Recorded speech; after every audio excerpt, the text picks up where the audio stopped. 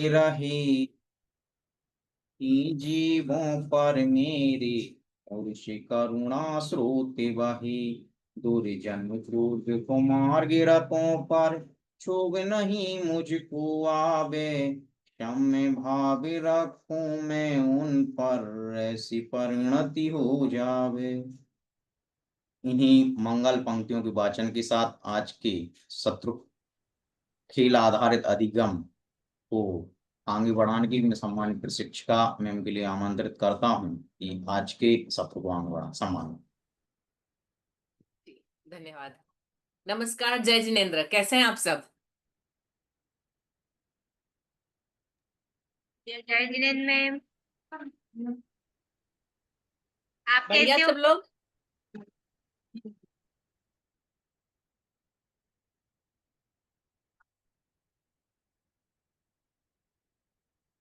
सब लोग अच्छे हैं? सबका जवाब चाहिए, यस और no? Yes ma'am. Yes ma'am. Very good, very nice. आज का हमारा टॉपिक है खेल आधारित अधिगम, means play based method of teaching. आप लोग अपनी क्लास में कभी खेलते हैं, कोई गेम खिलाते हैं? यस और नो?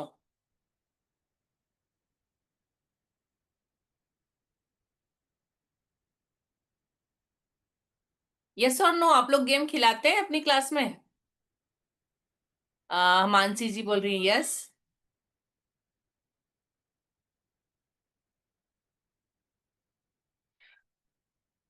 अंशुल जी, अभिषेक सताई जी, नो। आज के बाद यस होगा।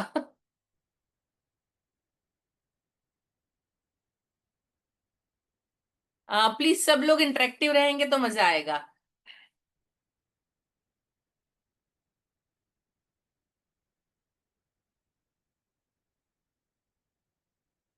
Mansi Jain, Gayatri Patel, yes.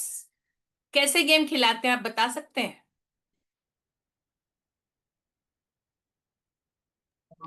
Yes ma'am ma'am, जी बोलिए।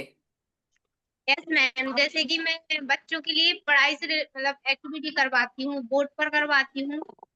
जैसे मैथ एक्टिविटी करवाती हूँ बच्चों को संख्याएं देकर, और उनको थोड़ा टाइम देती हूँ, जैसे 1 मिनट का टाइम ही दिया और उनको उसी टाइमिंग में अपना कंप्लीट करना। इससे वो थोड़ा सा फास्ट भी हो जाते हैं और उनका सोचने की क्षमता भी बढ़ती है। इस तरह से मैं बहुत से प्रकार के बच्चों को अलग अलग गेम।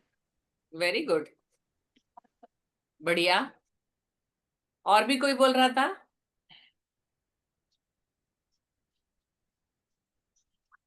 वो मैम इंडोर और आउटडोर दोनों गेम खिलवाते हैं। ओके, हाँ वेरी गुड। पढ़ाई से रिलेटेड गेम खेलते हैं?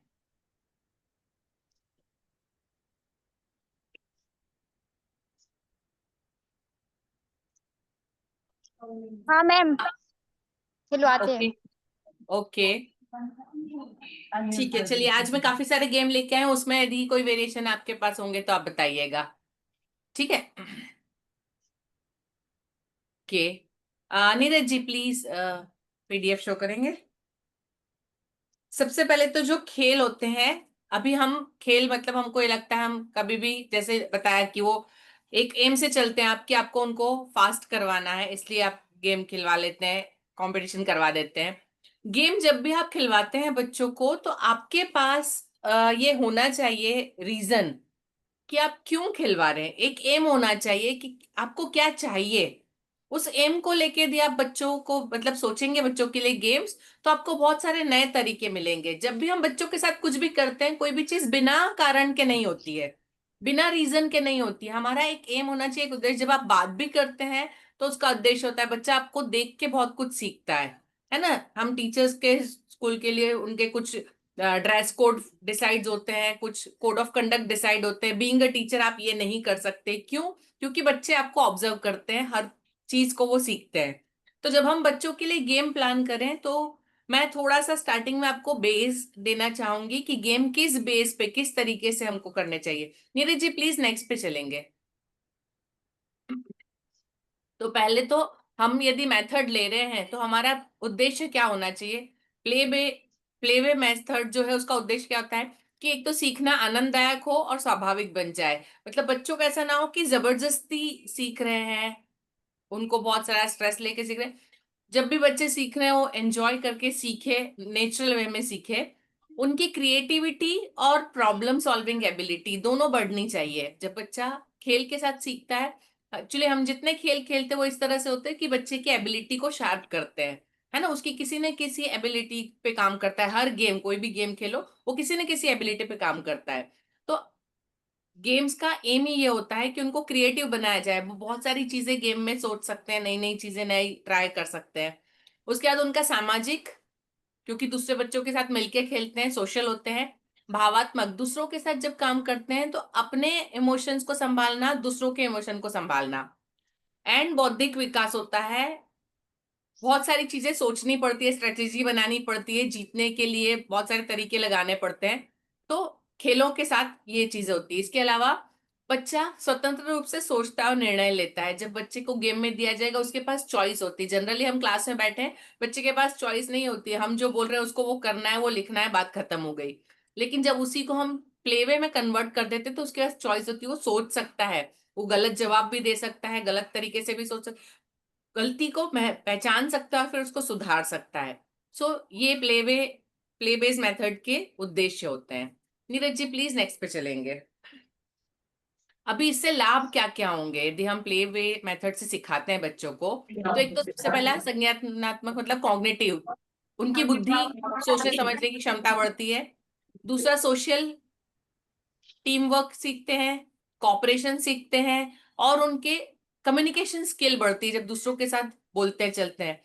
अभी आप लोग मतलब जब ये चीजें होती है ना, आप उस तरफ ध्यान दीजिए कि आपकी क्लास में किस बच्चे को किस जगह पे प्रॉब्लम है, तो इसको किस तरीके से खेलों से ठीक किया जा सकता है। यदि आप प्रॉब्लम पे ध्यान ले जाएंगे तो आपको ये सॉल्यूशन उससे मैच होता हुआ मिलेगा। देन इमोशनल, भावनात्मक, तो आत्मविश्वास और आत्मनियंत्रण दोनों बढ़ता है जब बच्चा सही जवाब देता है। हम लोग भी आज की तारीख में भी, हम मोबाइल हमारे सबके पास होते हैं, गेम होते हैं। क्यों आपको गेम खेलना अच्छा लगता है? क्योंकि जब आप गेम खेलते हैं, कैंडी क्रश होता है, एकदम से बूम इतना सारा आ जाता है, इतने सारे नंबर बढ़ते हैं, मिलते हैं, हमको खुशी होती है, वी फील हैप्पी, है ना। तो बस वही हैप्पीनेस, जब बच्चा खेल के वक्त आप पढ़ाई का खेल कर रहे हैं, उसमें कोई आंसर उसको आ गया तो वो उस खुशी को फील करता है। वो मतलब उसका कॉन्फिडेंस लेवल बढ़ाता है कि हाँ मुझे ये भी आता है, मुझे उसकी एक वो टिक होता है कि मुझे इतनी चीजें आती है। हमने कोई पहाड़ खिला रहे हैं, उसका गेम खिलाया और उसने 2-3 आंसर दे दिए तो ही विल फील हैप्पी कि मुझे इतना आता है, उसको कॉन्फिडेंस बढ़ता है। और दूसरा आत्मनियंत्रण, जब गेम होता है उसमें रूल्स होते हैं, they are suppose to follow rules, है ना। तो मुझे जवाब आता है लेकिन मेरा टर्न नहीं आया तब तक नहीं बोलना, तो सेल्फ कंट्रोल करना भी बच्चा खेलों के साथ सीखता है। उसके अलावा फिजिकल तो पता है, मोटर स्किल्स, बैलेंस और कोऑर्डिनेशन, इनमें सुधार होता है। यदि आप फिजिकली उनको खिला रहे हैं तो ये सारी चीजें उनकी डेवलप होती है। ठीक है, तो ये हो गए इसके लाभ। नीरज जी प्लीज नेक्स्ट पे चलेंगे। अभी आपको जहां क्या लाभ चाहिए तो उसको कैसे यूज करना है, you can understand. Neeraj ji please next पे चलेंगे। अभी इसके प्रकार हैं, मैंने 2 तरह के लिए हैं, अब तो अलग अलग बेस पे है। तो ये फर्स्ट टाइप है, इसमें होता है फ्री प्ले, मुक्त। यहाँ पे कोई बंदिश नहीं होती है, कुछ नहीं होता है, बच्चे अपनी मर्जी से अपने तरीके से खेलते हैं। ये छोटे क्लासेस के लिए पॉसिबल है। बड़े क्लासेस में हम लोग यदि क्लास को कभी बहुत ज्यादा बोर हो गई क्लास, या बहुत ज्यादा आउट ऑफ कंट्रोल हो गई, बहुत सारा पढ़ लिया है, दिन खत्म होने वाला है, लास्ट पीरियड है, तो उस वक्त हम बच्चों को 2 मिनट दे सकते हैं फ्री प्ले। आपको जो करना है करिए, खेलिए, बोलिए, आवाज निकाले। Then you bring them back वापस उसको, तो वो बच्चे आपके ज्यादा कंट्रोल में आएंगे, है ना। थोड़ी देर के लिए उनके जितने भी इमोशन से बाहर निकल जाएंगे। तो फ्री प्ले बच्चे अपने तरीके से खेल सकते हैं क्या कह जैसे रहा? चाहें। नेक्स्ट है हाँ जी। संचालित खेल, गाइडेड प्ले। यहाँ पे टीचर का गाइडेंस होता है कि कैसे क्या खेलेंगे, कर रही क्या हूँ? व्हाट इज खेलेंगे, दिस?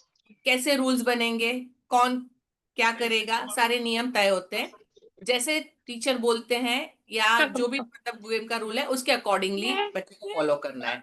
उसके अलावा होता है एजुकेशनल गेम्स।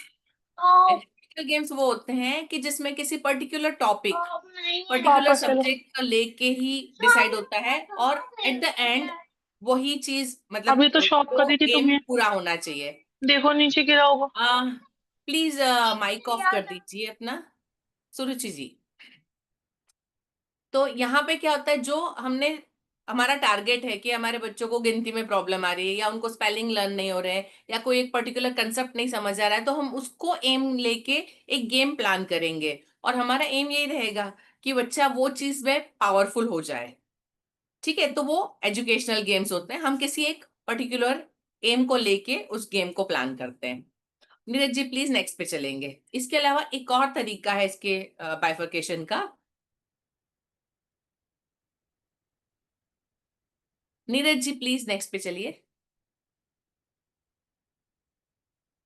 इसके अलावा ये होते हैं फिजिकल गेम्स, शारीरिक खेल, रचनात्मक खेल, क्रिएटिव या आर्ट बेस्ड गेम, देन मानसिक या सोचने वाले गेम, लैंग्वेज बेस्ड भाषा आधारित गेम, और सामाजिक और समूह खेल, सोशल या ग्रुप गेम्स। ठीक है, मैंने इन सब के टॉपिक पे दो दो तीन तीन गेम लिए हैं और उसको आप अपने सब्जेक्ट से कैसे रिलेट कर सकते हैं उसके बारे में। प्लीज नेक्स्ट पे चलिए नीरज जी। नीरज जी प्लीज नेक्स्ट पे चलिए। सबसे पहला मुक्त खेल जिसके बारे में बात कर रही थी मैं, कि बच्चा अपनी पसंद अपनी रुचि के अनुसार खेल चुनता है, बनाता है या व्यवस्थित करता है, उसको जो करना है, जैसे खेलना है, जैसे करना है। ठीक है, अभी ये क्यों खेलने देना चाहिए, क्योंकि छोटी क्लासेस के लिए पॉसिबल है, या जब आपको कभी ऐसा लगे कि कोई बच्चा है जो बहुत ज्यादा इमोशनल प्रॉब्लमेटिक है, इरिटेट कर रहा है, या कुछ ऐसी प्रॉब्लम फेस हो रही है जहां पे आप इसको हैंडल करना चाहते हैं, तब आप उसको थोड़ी देर के लिए थोड़ा टाइम उसको दे सकते हैं। मुक्त खेल से क्या होता है, ये बच्चों के लिए बहुत ज्यादा जरूरी, क्योंकि उनका अपनी जो फीलिंग्स है, अपना अंदर जो है उसको बाहर लाने के लिए कोई मौका चाहिए। आजकल के हमारे मतलब बच्चों की लाइफ कैसी हो गई है, सुबह उठे उनका टाइम टेबल शेड्यूल तय होता है, मम्मी बोलती ये कर लो वो कर लो, तैयार हो जाओ, यदि लेट स्कूल है तो होमवर्क पहले खत्म करो, यदि जल्दी स्कूल है तो स्कूल के लिए तैयार होके बेचारा आंख खुले उसके पहले नहा धो के स्कूल के लिए निकल चुका होता है ना। उसके बाद भी पूरा उनकी जो लाइफ है वो टोटली गाइडेड है, ये करना है। तो वहां बच्चों को अपने आप के लिए कोई मौका नहीं मिलता है, तो उसका मौका यदि हम देंगे तो दे विल कम आउट। तो बच्चे इसमें सोशल स्किल सीखते हैं, दूसरों के साथ कैसे खेलना, कैसे एडजस्ट करना, उनका इमोशनल हेल्थ जो होती है, उनका भावात्मक स्वास्थ्य होता है वो अच्छा होता है, उनमें लचीलापन आता है, फ्लेक्सिबिलिटी आती है, जो करना है उसको कैसे करना है या अपने इच्छा में थोड़ा से चेंजेस करना, दूसरों के साथ एडजस्ट करना वो सीखते हैं, कॉपरेशन सीखते हैं, कॉन्फिडेंस बढ़ता है, कॉग्निटिव एबिलिटी बढ़ती है, संज्ञानात्मक विकास होता है, दिमाग का विकास होता है ना। तो ये सारी चीजें जब बच्चा फ्री प्ले करता है तब होती है ना। ये जो बेसिक चीजें चाहिए यदि बच्चे को, तो फ्री प्ले बहुत जरूरी है। I hope free play is clear to all, yes और नो। अभी फ्री प्ले देंगे बच्चों को अपने या नहीं?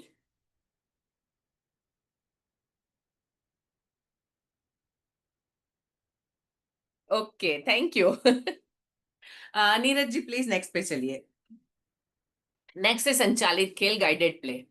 सबसे पहला गेम जो मैंने लिया है वो है कौन गुम है या क्या गुम है, हु इज मिसिंग और व्हाट इज मिसिंग, हम दोनों चीज कर सकते हैं।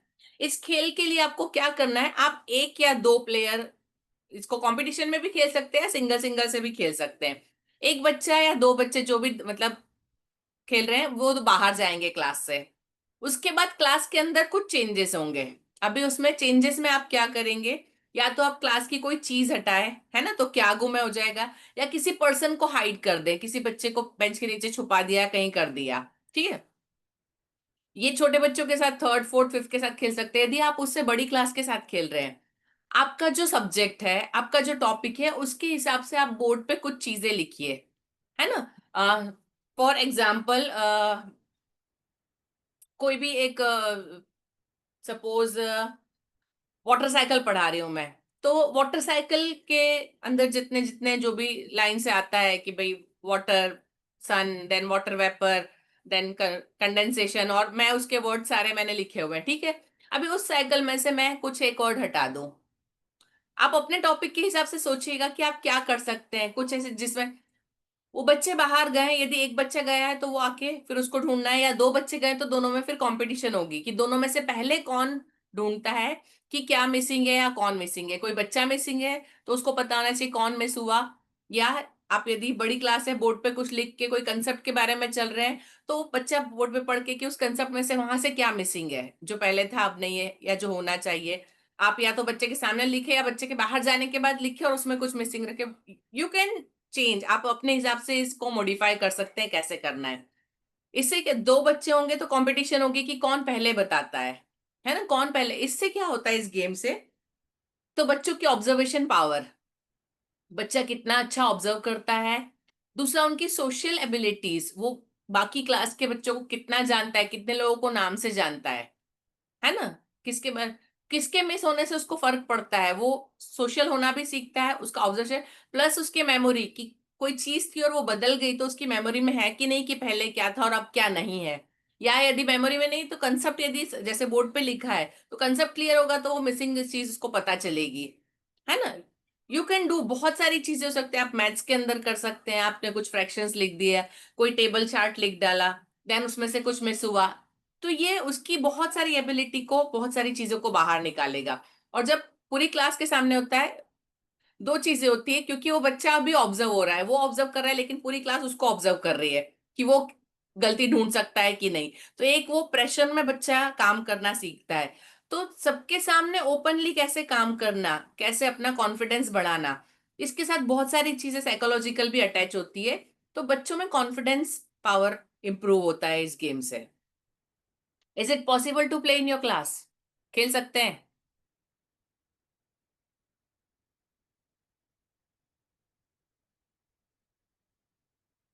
Okay, okay, very good, thank you. Next है maths cricket, science cricket, English cricket, है ना। आप हिंदी क्रिकेट, कोई भी क्रिकेट खेल सकते हैं। इसमें क्या करना है, आपको दो टीम बनानी है। एक टीम बैटिंग करेगी, एक टीम बॉलिंग करेगी। बैटिंग टीम में से एक बैट्समैन आए, दो बैट्समैन आएंगे, है ना, दो बैट्समैन होते हैं। एक जो बैट्समैनशिप जो पहले कर रहा होगा, पिच पे होगा वो, उसको नहीं आया तो सामने वाला, ठीक है। अभी जो बॉलिंग टीम है, बॉलिंग टीम में से क्वेश्चन आएंगे, एक एक बॉल आएगा, मतलब एक एक क्वेश्चन आएगा अकॉर्डिंग टू योर टॉपिक। आप बच्चों को 2 दिन पहले दे सकते हैं कि ये दो चैप्टर पे हम लोग क्रिकेट खेलने वाले हैं। बच्चे खुद अपने आप क्वेश्चन बना के लाएंगे पूरा चैप्टर पढ़ के, उस चैप्टर की कंसेप्ट के हिसाब से, या उसकी जो एक्सरसाइज करवाए उसके हिसाब से, whatever they have to go through complete chapter and make questions. अभी एक चीज देखिए, जब कोई बच्चा किसी और से पूछने के लिए खुद क्वेश्चन तैयार करता है तो उसको पूरा लेसन याद हो जाएगा। हमारा एम यही है कि बच्चे को लेसन याद हो जाए, है ना। उसमें से कैसे क्वेश्चन निकालना, उसको बच्चे को खुद ढूंढ के निकालना है क्वेश्चन। ओके सुरुचि जी, वेरी नाइस। सो जब ये बच्चे बॉलिंग करेंगे, एक एक क्वेश्चन आएगा, जो बैट्समैन है उसको जवाब देना है, इमीडिएटली जवाब देना है, टाइम नहीं बिगाड़ना है। यदि वो बैट्समैन जवाब देता है तो उसको रन मिलेगा, एक पर्सन रन कैलकुलेट करता रहेगा। यदि उसने जवाब नहीं दिया तो उसका दूसरा बैट्समैन है वो उसको हेल्प करेगा। यदि वो दोनों ने नहीं दिया तो आउट, जिसने जवाब नहीं दिया वो आउट, पहला बैट्समैन नहीं दिया इज आउट, दूसरा बैट्समैन नहीं दिया आउट, उसकी जगह तीसरा आ जाएगा, है ना। फिर जैसे ओवर होती है, हम वैसे ही क्वेश्चन, है ना, 6-6 बॉल की ओवर कर सकते हैं, 6-6 क्वेश्चन की ओवर कर सकते हैं।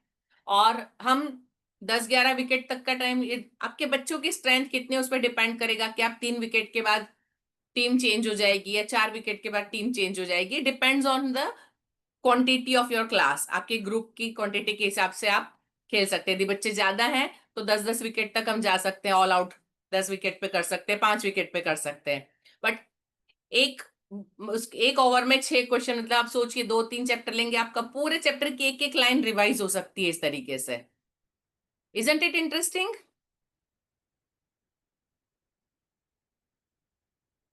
यस और नो? आप अनम्यूट करके भी बोल सकते हैं।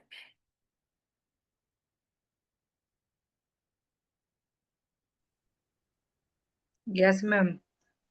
Okay, thank you ma'am.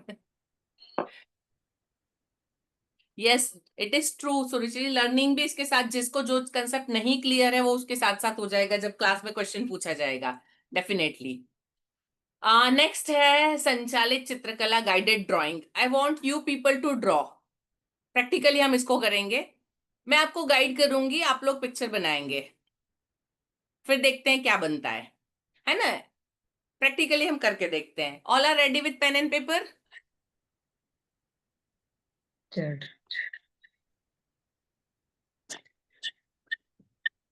Ready है सब?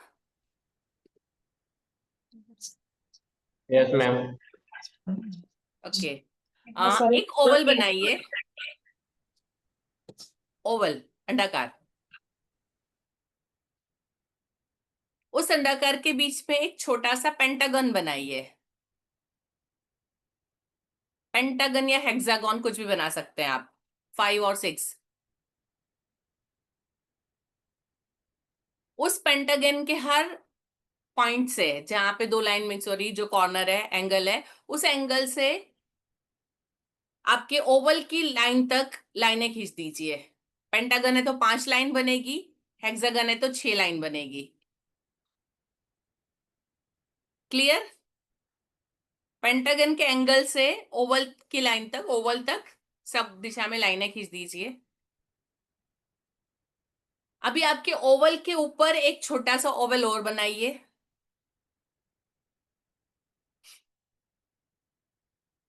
उसके अंदर 2 डॉट्स बनाइए, दो तरफ 2 डॉट्स। अभी ओवल के 4 तरफ 4 गोले बनाइए।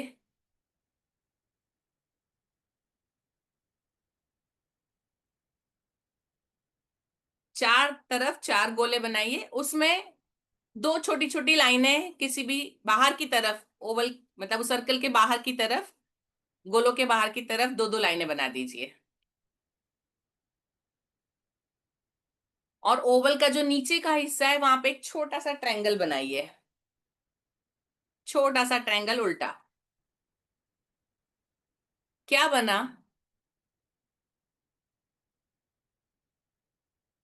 क्या बना? आप इसको क्या नाम दे सकते हैं?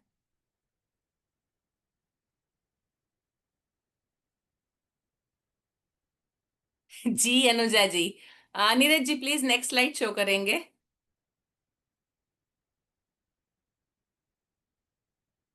Neeraj ji next slide show करेंगे।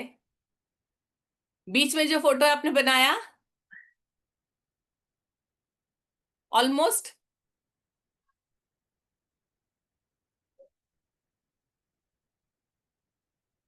अनुराधा जी मैं क्लियरली देख नहीं पा रही हूँ आपकी नोटबुक, बट आई होप सब लोगों का ऑलमोस्ट बना। यस और no? Yes ma'am. So this is guided play. अभी इसका फायदा क्या है? गाइडेड ड्राइंग, इसका फायदा क्या है? क्या होता है कई बार, जिसको बोलते हैं परसेप्शन। किसी ने कुछ बोला, उसको सुना और हमने समझा, है ना। हम ये करते, बच्चों को बोलते हैं, हम बोलते कुछ है, बच्चे समझते कुछ है। इस तरह के प्रैक्टिस जब आप देंगे तो बच्चे एग्जैक्टली ध्यान दे के सुनना और उसको फॉलो करना। खेलते खेलते आदत बन जाती है, वो आदत हमेशा आगे रहती है, बैक ऑफ माइंड वो चीज रहेगी, है ना। दूसरे 2 एग्जाम्पल मैंने आपको और दिए हैं। आप एच बना के उनसे डायनासोर बनवा सकते हैं। ए से आप उनको क्या बोलते हैं, व्हाट इज दिस, स्नेल बनवा सकते हैं। Like this you can do, बहुत सारी चीजें हो सकती है ना। तो ये है गाइडेड ड्राइंग। गाइड किया जाए और दूसरा व्यक्ति ड्रॉ करे। अभी इसको, अभी तो मैंने जैसे मैंने बताया, आपने किया, आप क्लास में टीचर बताया और बच्चे करे। इसको हम बच्चों के साथ एक और तरीके से कर सकते हैं। किसी एक बच्चे को हमने एक ड्राइंग बता दिया कि आपको ये ड्राइंग बनवाना है। अब आप सबको बोलो, आपको ड्राइंग का नाम नहीं लेना है, लेकिन आपको उनको सिर्फ बताना है कि उनको कैसे ड्रॉ करना है। इससे क्या होगा, उस बच्चे की एक्सप्लेन करने की पावर भी बढ़ेगी। वो बच्चा भी एक्सप्लेन करना सीखेगा, हर चीज को माइन्यूटली देखना सीखेगा। ठीक है। डोंट ट्राई टू कॉपी, मैं आपको पीडीएफ शेयर करूंगी, डोंट वरी, आपको मिल जाएगा। You can do. ठीक है। एंजॉय किया सबने, है ना। तो बच्चों के साथ कभी कभी 1 2 मिनट के लिए ऐसे गेम खेल लीजिए, बच्चों को मजा आएगा। है ना। हार्डली आपकी क्लास स्टार्ट करने से पहले शुरुआत में कर दीजिए, पूरा 45 मिनट बच्चे आपके अंडर में रहेंगे, कुछ इधर उधर नहीं होगा। They will have habit to listen you. ठीक है, okay. Neeraj ji please next पे चलिए। Neeraj ji now educational games, शैक्षिक खेल। पहला है शब्द अंक खोज, वर्ड और नंबर हंट, हम बच्चों से करवा सकते हैं। इसके लिए क्या करना है, जैसे आप राइट साइड में देख रहे हैं, आपको थोड़ा सा मेहनत करनी पड़ेगी, टीएलएम बनाने पड़ेंगे, है ना।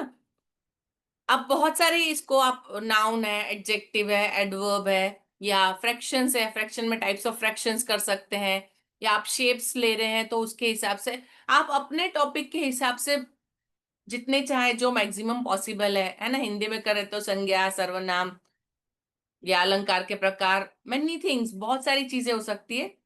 तो उसके लिए ये बना के देन आप बच्चों को, आप अपनी क्लास में अभी स्ट्रेंथ के हिसाब से आप कैसे खिलाएंगे, ग्रुप बुलाएंगे, दो दो बच्चों को बुलाएंगे, दोनों में कंपटीशन करवाएंगे, या ओपनली बच्चों को देंगे, डिपेंड्स ऑन योर क्लास और आपकी कंडीशन पे डिपेंड करेगा कि आप इसको कैसे खेलेंगे।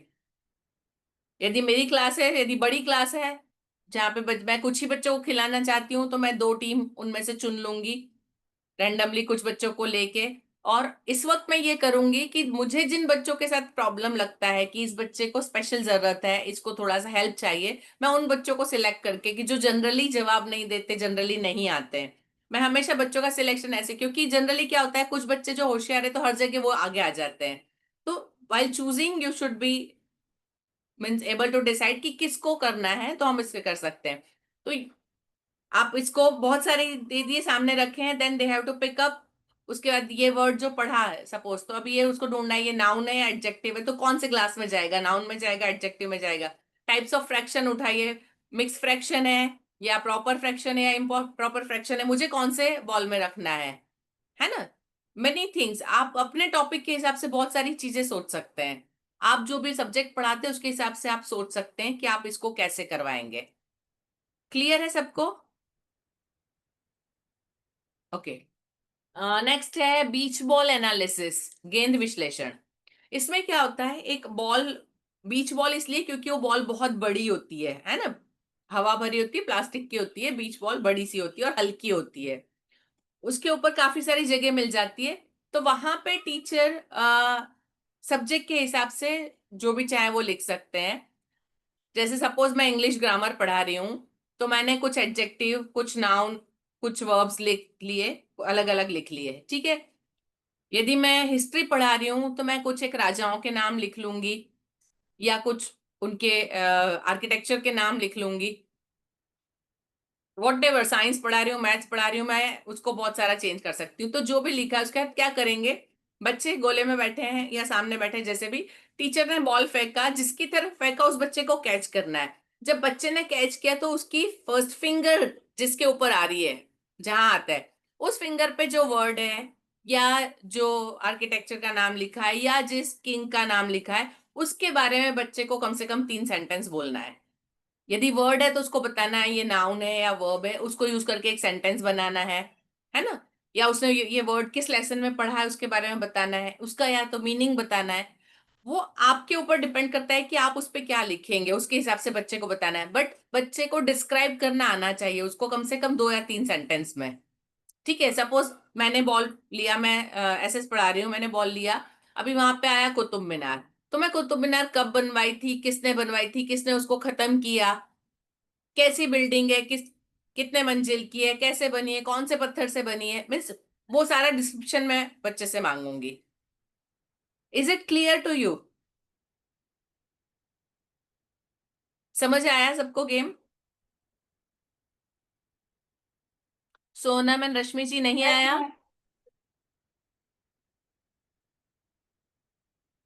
आप पूछ सकते हैं।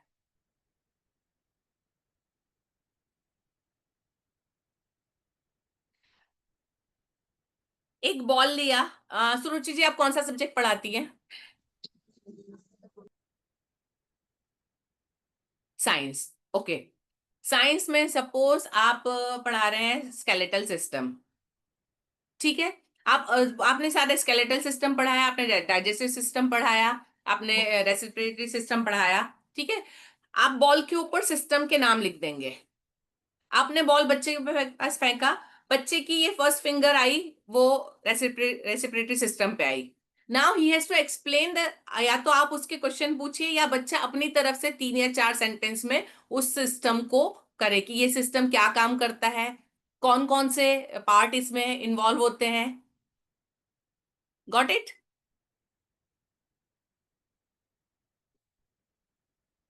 Now is it clear to all? Yes ma'am. Okay, आपके सब्जेक्ट के हिसाब से, आपके टॉपिक के हिसाब से आप इसको चेंज कर सकते हैं। बच्चों को लग रहा है हम खेल रहे हैं, लेकिन हम बच्चों को टेस्ट कर रहे हैं कि उनको कितना समझ में आया, कितनी बातें जानते हैं। इसमें ये हो सकता है एक बच्चा ये बोल रहा है तो दूसरे बच्चे फिर पीछे बोलेंगे इसने ये नहीं बताया, इसने तो ये भूल गया। तो वो बच्चे को खुद को भी पता चलता है कि ये मेरी इतनी कमी, मुझे सिर्फ इतना पता था लेकिन इतना भी हो सकता है ना। सारी चीजें क्लास में रिवाइज हो जाती है खेल के बहाने। ओके, नाउ मेरी पीठ से, ऑफ माई बैक। ये एक बहुत अच्छा खेल है। इसमें क्या होगा, टीचर जो है वो बच्चे के बैक पे एक वो स्टिकी नोट लगा देंगे। स्टिकी नोट के ऊपर, सपोज मैं मैथ्स की क्लास है, थर्ड फोर्थ की क्लास का एग्जांपल लेती हूँ मैं। थर्ड फोर्थ क्लास है, मैथ्स का क्लास है, वहां पे टीचर ने उसके ऊपर नंबर चिपका दिया 6060। अभी बाकी बच्चे हैं, वो क्या करेंगे, सिर्फ यस और नो में आंसर देंगे उसको हेल्प करने के लिए, वो लोग कुछ बोल नहीं सकते हैं। करना क्या है, यहाँ पे बच्चे को पूछना है क्वेश्चन।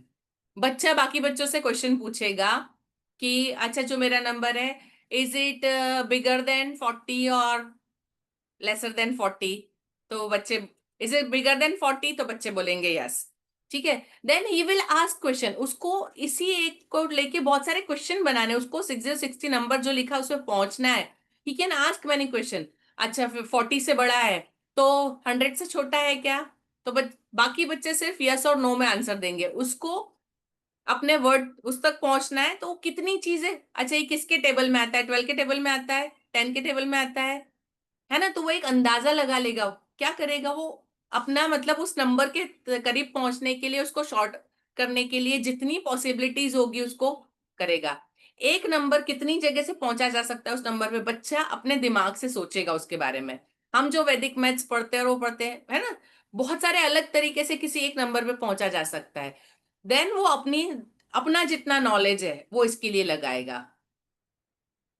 वो यस और नो क्वेश्चन पूछेगा, यहाँ पे उसकी अपनी क्रिएटिविटी, ठीक है 100 से कम है, अभी वो इतने सारे हर एक नंबर तो बोल के पूछेगा नहीं कि ये क्या है, क्या क्या पॉसिबिलिटी हो सकती है इसमें, ये कौन से टेबल में आता है। ठीक है, ये ऑड नंबर है या इवन नंबर है, तो वहां पे ही आधे हो गए ऑड इवन से, तो पता चल जाएगा कि अब इवन नंबर है तो उसको ऑड के बारे में सोचना ही नहीं, फिर उसके हिसाब से क्वेश्चन फ्रेम करना है।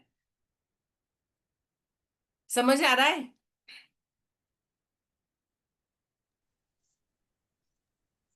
यस मैम और नो? इसमें कितनी बच्ची खेल सकती है? मैम इसमें पूरी क्लास है, हम जो मतलब एक बारी बारी से एक एक बच्चे को बुला सकते हैं, बाकी सारे बच्चे उसको जवाब देंगे। या तो हम इसको 2 टीम में भी कर सकते हैं कि एक टीम ली, उसमें से वो टीम वाले डिसाइड करे कि सामने कौन आएगा जो क्वेश्चन पूछेगा, और बाकी सारे बच्चे जवाब देने में यस नो से हेल्प करेंगे। ओके, मैंने नहीं देखी ऐसी। ओके फाइन, अच्छा है, अच्छी बात है। क्लियर है सबको? छोटी क्लास है तो हम सिर्फ नंबर्स ले सकते हैं, है ना। यदि बड़ी क्लास है आप, तो आप उसमें जैसे फ्रैक्शंस ले सकते हैं, आप उसमें एंगल्स ले सकते हैं, बहुत सारी चीजें आप जो पढ़ा रहे हैं, नेचुरल नंबर है, ये वो है, बच्चे की जितना जितनी वो लगा सके, आप बहुत सारे इसको चेंज कर सकते हैं तरीके से। ठीक है, फ्रैक्शंस ले सकते हैं, बहुत सारा कुछ हो सकता है। तो ऑफ माई बैक जब तक उन बताएगा नहीं, उसकी बैक से वो हटेगा नहीं। ठीक है, नीरज जी प्लीज नेक्स्ट पे चलेंगे। 101 और आउट। यहाँ पे ये मैथ्स का खेल है, इसमें प्लेस वैल्यू और फेस वैल्यू, ये दो की कंसेप्ट बहुत अच्छे से क्लियर होती है। इसमें होता क्या है कि 2 टीम बना देंगे, है ना, दोनों टीम के अंदर से कोई एक डाइस के लिए आगे आ जाएंगे, एक एक बच्चा, वो डाइस फेंकेंगे। डाइस के अंदर 1 से 6 तक नंबर होते हैं, पता है सबको, है ना? तो उसके अंदर क्या होगा, जैसे सपोज बच्चे ने डाला और उसका आया 6, तो अभी उनको उस नंबर को 6 लेना है या 60 लेना है, ये उन पर डिपेंड करेगा। वो उन लोगों को आपस में तय करना है कि वो प्लेस वैल्यू लेंगे या फेस वैल्यू लेंगे। ठीक है ना? उसकी फेस वैल्यू 6 है लेकिन उसको 60 लेना है, 3 आया तो 3 लेना है कि 30 लेना है, उनको डिसाइड करना है। उनको क्या करना है, अपना टोटल 101 करना है। तो नेचुरली शुरुआत में वो लोग प्लेस वैल्यू लेंगे, बाद में उसको फेस वैल्यू पे जाएंगे। तो इस दोनों के कंसेप्ट को बच्चे इजीली समझेंगे गेम्स के। जैसे पहले आया, मैंने लिया, हमारे 3 आया, मैंने 30 ले लिया। फिर सामने वाली टीम का आया, उन्होंने फिर से डाइस डाला, उसमें 4 आया, उन्होंने 40 ले लिया। फिर हमारा टर्न आया, हमने डाला, 1 आया तो हमने 10 ले लिया, तो 30 + 10 40 कर लिया। फिर सामने वाले का आया, उसका 2 आया तो उसने 20 ले लिया प्लेस वैल्यू, उसने 60। तो हम 80 90 तक तो पहुंच जाएंगे। उसके बाद क्या करेंगे बच्चे, उसको फेस वैल्यू पे लेना शुरू करेंगे, क्योंकि अब एक 101 तक रुकना है, उससे आगे नहीं बढ़ना है। Now they will try to bring it on face value. और यदि उसका 99 हो गया और फिर 4 आ गया, then out, he has to start from 0, again calculation शुरू करना है। Got it? समझ हाँ, आया बढ़िया। सबको? सही बात है। हाँ, सर ने हमें एक दिन दिया था कि मतलब इस दिन का पहलू, लेकिन हम उस सबको दिन क्लियर है? के साथ भी अब बस यहाँ भी अपन चेक पॉइंट बना दे रहे हैं। हम कचरा किसी फेंक को नहीं कोई डाउट? उस दिन उधर दीवार में खा लिया थे, धरती में खा लिया, हाँ। बस धोए और बस सही। सबको क्लियर है गेम? यस और no? Maths teacher, is it useful? बच्चा प्लस करना भी सीखेगा और ये भी सीखेगा। ओके, नाउ फ्रैक्शन वॉर या वॉर। ये फ्रैक्शन वॉर हम 2 तरीके से खेल सकते हैं। हम क्या करेंगे, नंबर्स वाले कार्ड्स रखेंगे, ठीक है? 2 टीम बनाई, या आप अलग अलग बच्चे को, एक एक बच्चे को बुला के भी खिला सकते हैं, देन दे विल गो और चेंज होते रहेंगे। 2 बच्चे सामने खड़े हैं, एक को 2 कार्ड दिए, दूसरे को 2 कार्ड दिए, ठीक है? पहला कार्ड दिया वो न्यूमरेटर है, दूसरा कार्ड दिया वो डिनोमिनेटर है। पहला कार्ड दिया वो जो भी नंबर आया वो न्यूमरेटर है ना, 1 से 9 तक के उनके पास होंगे। दूसरा कार्ड दिया वो डिनोमिनेटर होगा। दोनों अपना अपना लिखेंगे। सपोज कि एक को पहला दिया हमने 3 दिया, दूसरा उसका 5 आया, तो उसका क्या हो गया फ्रैक्शन, 3/5। दूसरे को हमने दिया, पहला 1 निकला, दूसरा 2 निकला, तो 1/2, ये उसका फ्रैक्शन हो गया। Now they have to think कि दोनों में से बड़ा फ्रैक्शन किसका है, दोनों में से नंबर बड़ा किसका है। जो बच्चे प्रॉब्लम फेस करते हैं फ्रैक्शन में, जो टीचर मैथ्स पढ़ा रहे हैं, दे मस्ट बी अवेयर कि फ्रैक्शन में बड़ा और छोटा ढूंढना मुश्किल होता है, समझना मुश्किल होता है। Can you tell me which fraction is bigger, 3/5 और 1/2?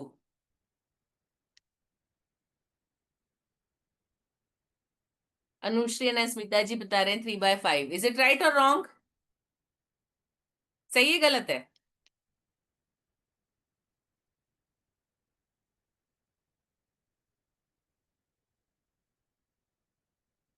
सही है गलत है? जी, अनुजा जी राइट है। ओके, बच्चों को ये चीज इमीडिएटली उनको आंसर करना है कि उनका जो फ्रैक्शन है वो सही है गलत है। अभी इसमें क्या होगा, आप ये ताश के पत्तों के साथ भी खेल सकते हैं ना, 1 से 10 तक का लेके। आप उसको, जो पिक्चर वाले कार्ड होते हैं उनको छोड़ दीजिए, 1 से 10 तक के कार्ड ले लीजिए और अब उनके साथ खेलिए। और जब जैसे कार्ड, जो हार गया वो अपने कार्ड रख देगा, उसको साइड में रख दिया जाएगा ताश के पत्ते बीच में, फिर दूसरा बच्चा आएगा वो दूसरा उठाएगा, फिर दोनों में से जिसका बड़ा है वो रुकेगा, जो छोटा है वो चला जाएगा। तो आप क्या कर सकते हैं, सारे बच्चों से 1 बाय 1 इस तरह से पूरी क्लास के साथ खेल सकते हैं। तो हर एक बच्चा अपना जो फ्रैक्शन आया उसको कैलकुलेट करना, और सामने वाले से बड़ा है या छोटा है ये कैलकुलेशन करना सीख जाएगा। अभी यदि आप फ्रैक्शन नहीं सिखा रहे हैं, आपकी क्लास छोटी है, तो यू कैन डू सब अनदर थिंग। 2 कार्ड उठाए, दोनों नंबर का उनको मल्टीप्लिकेशन करना है। उन दोनों का मल्टीप्लिकेशन करके जिसका टोटल ज्यादा आया वो जीता। ठीक है, दे विल लर्न मल्टीप्लिकेशन। एक और तीसरी चीज, इसमें थोड़ा सा और वेरिएशन आ सकता है। कार्ड निकाले, उन्होंने मल्टीप्लाई कर लिया, उन्होंने कार्ड किसी को बताए नहीं है, मल्टीप्लिकेशन करके आंसर खाली सोच के रखा है, उन्होंने किसी को बोला नहीं है, टीचर को भी बोला नहीं। उसका टीचर रैंडमली एक पत्ता उठाएंगे, जो भी नंबर निकला, सपोज 4 निकला, है ना। अभी उन दोनों के पास जो आंसर आया है उसमें 4 की प्लेस वैल्यू जिसकी ज्यादा है वो जीतेगा। एग्जाम्पल, जैसे किसी एक का आया सपोज 36, है ना, उसका 6 6 36 आया। दूसरे का आया 26 16, 4 4 16। ठीक है, नहीं तो दोनों सेम हो जा रहे हैं, sorry, I have to make some changes. I am not able to find out number, can you?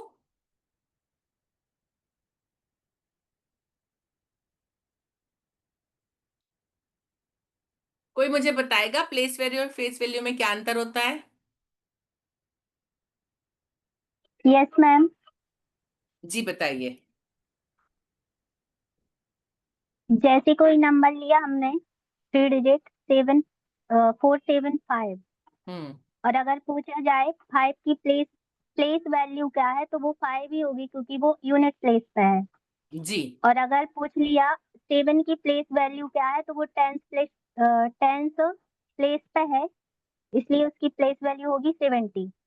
और यस, अगर 4 की पूछ ली तो 400 प्लेस पे है, इसलिए उसकी प्लेस वैल्यू होगी 400।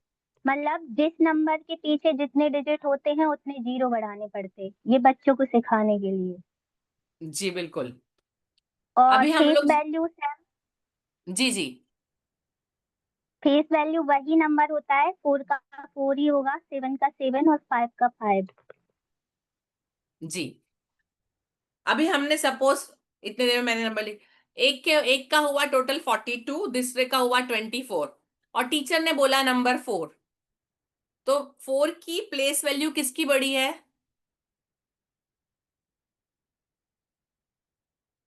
4 की प्लेस वैल्यू किसकी बड़ी है?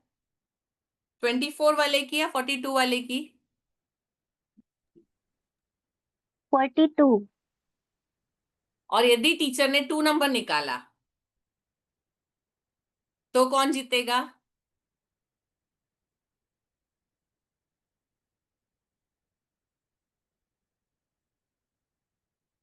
टीचर का यदि 2 नंबर निकला, टीचर ने बोला 2, तो कौन जीतेगा?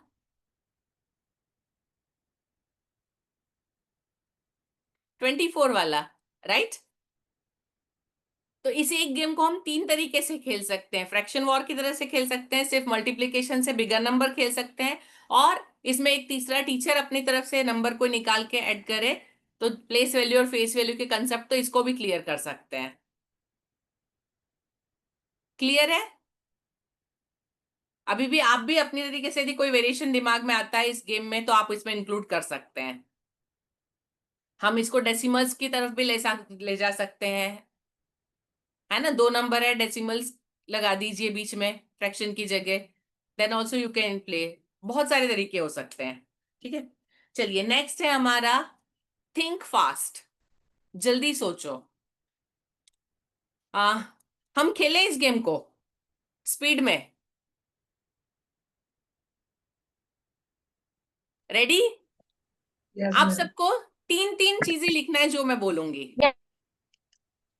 Yes 3 ma'am. 3 चीजें, 3 3 एग्जाम्पल उसके लिखना है सबको, ठीक है। हाँ। कंट्री,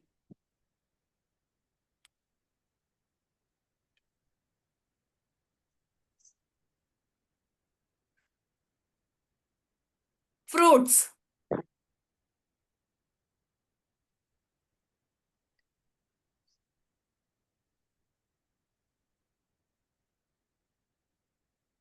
बर्ड्स,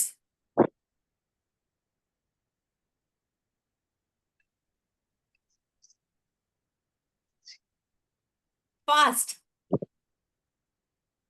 एक्टर्स, सिर्फ एक नहीं, तीन तीन, और स्पीड में, actors,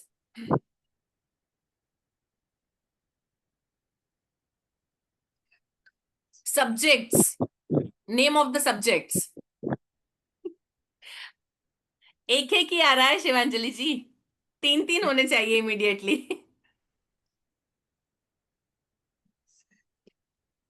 okay,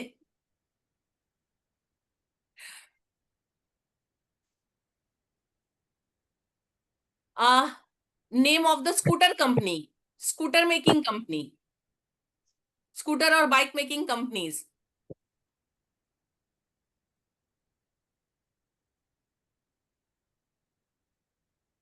soft drinks, soft drinks,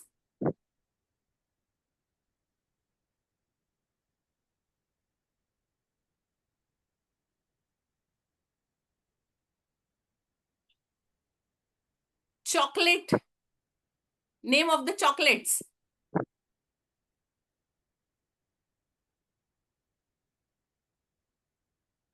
okay now stop।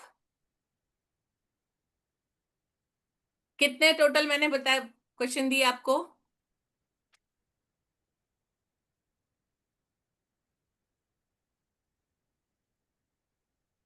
6 7 कुछ,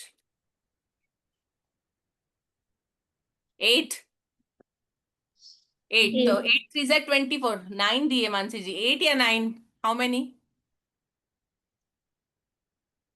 यदि 8 दिए तो 8 3 से 24, आप 24 लिख पाए?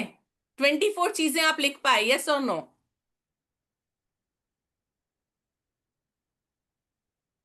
सबके तीन तीन लिखे आपने सबने? यस। नो, सबके नहीं तीन लिख तीन? पाए। एक या दो बताते चीजों फिर पे भी। लिख पाए बस मैं। ओके, कॉपी में लिख लिया था, ओके। तो ये मैंने जो क्वेश्चन पूछे, मैंने जनरल वे में क्वेश्चन पूछे हैं। यहाँ पे आप क्या कर सकते हैं, आपके कोर्स के रिलेटेड, जब आपका रिवीजन टाइम होता है तब कोर्स के रिलेटेड आप इसको कन्वर्ट कर सकते हैं, है ना? 3 proper fraction, 3 improper fraction, 3 angles, ठीक है? बहुत सारी चीजें हो सकती है।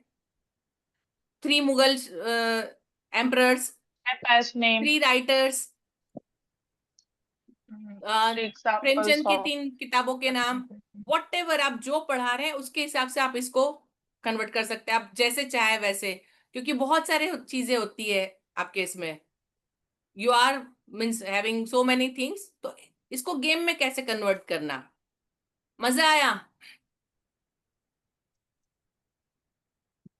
इस तरह के गेम बच्चों के साथ खेलिए, इससे क्या होगा, एक तो बेसिक कंसेप्ट क्लियर होती है, दूसरा राइटिंग स्किल अच्छी होती है, स्पेलिंग मिस्टेक्स, यदि बच्चे ने स्पेलिंग गलत लिखा है, उसको यदि नहीं आ रहा है तो वो रुकेगा, सोचेगा, and will come to know कि मुझे ये स्पेलिंग नहीं आता है, देन विल आस्क या उसको सुधारने की कोशिश करेगा। तो बहुत सारी चीजें होती है, इमीडिएट सोचना, ये जो मतलब ऐसी कोई गेम होती है ना, तो ब्रेन थिंकिंग फास्ट कर देता है। तो जब एग्जाम में बच्चे बैठ यूं बैठ के सोचना, उसके इमीडिएटली सोच के लिखना, ये फर्क बच्चों की प्रैक्टिस में आता है। यदि ये गेम थोड़े थोड़े दिन में खेलते हैं तो बच्चों की प्रैक्टिस में आपको बहुत सारा फर्क दिखेगा। ठीक है, एंजॉयड? मजा आया? Okay, okay, thank you. इसमें मैं पीडीएफ शेयर करूंगी, इसमें काफी सारी चीजें, और आप भी इसमें काफी सारी चीजें और ऐड कर सकते हैं। ओके, प्लीज नेक्स्ट पे चलेंगे नीरज जी।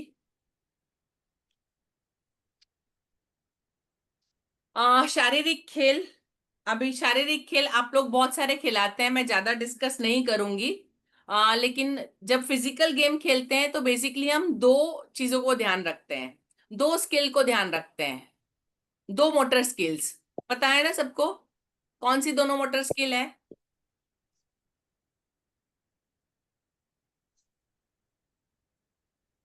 दो मोटर स्किल्स को ध्यान में रख के फिजिकल गेम्स होते हैं, कौन सी? ग्रॉस और fine. Gross motor and fine motor, है ना? आपको जो एग्जाम्पल मैंने कुछ पिक्चर ऐसे ही लिए हैं कि थोड़ा सा आपको भी मजा आएगा, इंटरेस्टिंग लगेगा कि आप कैसे अपने स्कूल में जो अवेलेबल चीजें हैं उससे अलग अलग चीजें बना सकते हैं, उनके ग्रॉस मोटर स्किल के लिए अलग अलग वो तैयार कर सकते हैं, है ना। देखिए जो हुला हुप्स है, वो जो रिंग्स होती हैं, उनको चेयर्स पे रख के आप उनके लिए टनल बना सकते हैं। They can have tunnel game. अब कम चीजों में जहां पे आप ये तो डोरियों से आप उनको, जो मार्क्स होते हैं या बेंचेस हैं उनके ऊपर डोरी लगा के and then you can make tunnels, बहुत सारी चीजें हो सकती है। उसके अलावा फाइन मोटर स्किल जहां पे फिंगर्स, आई, हैंड कोऑर्डिनेशन यूज होता है, तो किसी एक की पीठ पे कागज रख के एक चित्र बनाया जाए, वो उसको फील करके दूसरा चित्र बनाए। ऐसे बहुत सारे गेम्स आप लोग खेलते होंगे, मैं इसको ज्यादा डिस्कस नहीं करूंगी। You can have, you know and you will do. So Neeraj ji please next पे चलेंगे। क्रिएटिव, रचनात्मक खेल या आर्ट बेस्ड। अभी इसके अंदर क्या करेंगे, कुछ ऐसी प्रॉब्लम देंगे कि उसको क्रिएटिव तरीके से सुलझाना है। कैसे? एक्चुअली ये जो क्रिएटिविटी होती है ना, इसी की वजह से हम लोग आज, यदि हम मतलब मोबाइल और ये वो और इतनी सारी चीजें कर पा रहे हैं, तो यही एक सोच है ना कि इंसान ने बैठे बैठे सोचा था, राइट ब्रदर्स ने, कि हम उड़ कैसे सकते हैं, तो प्लेन बना जिसने हमारी लाइफ इतनी इजी कर दी, दुनिया को इतना छोटा कर दिया। तो जो कुछ ऐसी अजीब, बाकी सारे नहीं सोचे तो कुछ सोच हो ऐसे, तो हमको क्या करना पड़ेगा, बच्चों को कुछ ऐसे प्रॉब्लम्स देनी पड़ेगी कि जिसका कुछ क्रिएटिव सॉल्यूशन निकले। ठीक है।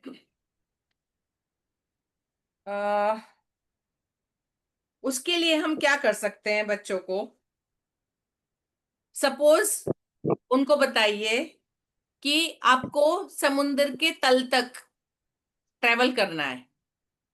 आपके पास क्या क्या साधन है अभी? Paper clips, rubber bands. Now imagine what will you do.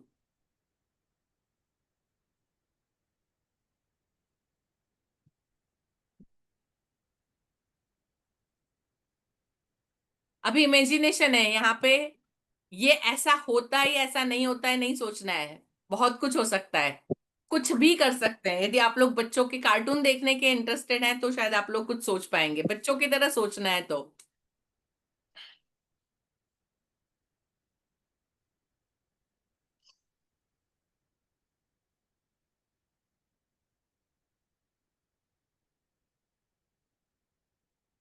Paper clip और रबर बैंड, सी के बॉटम तक जाना है, क्या करेंगे? कुछ क्रिएटिव सोचिए।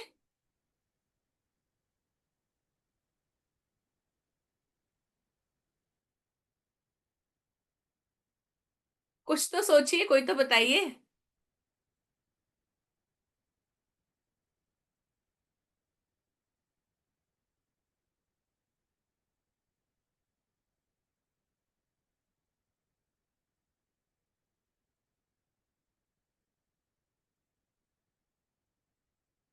मेरे हिसाब से आपको बच्चों के साथ थोड़ा बहुत है ना फ्री टाइम निकालना चाहिए, खेलना चाहिए, बातें करनी चाहिए क्लास के अलावा। हम अपना बचपन भूल चुके हैं। आप बच्चे हैं और यदि आपको ऐसा कहा जाए तो आप क्या सोचेंगे? लिटरली कार्टून वे में सोचिए, एनिमेशन चल रहा है, सोचिए। नोबिता होता तो क्या करता? शिनचैन क्या करेगा?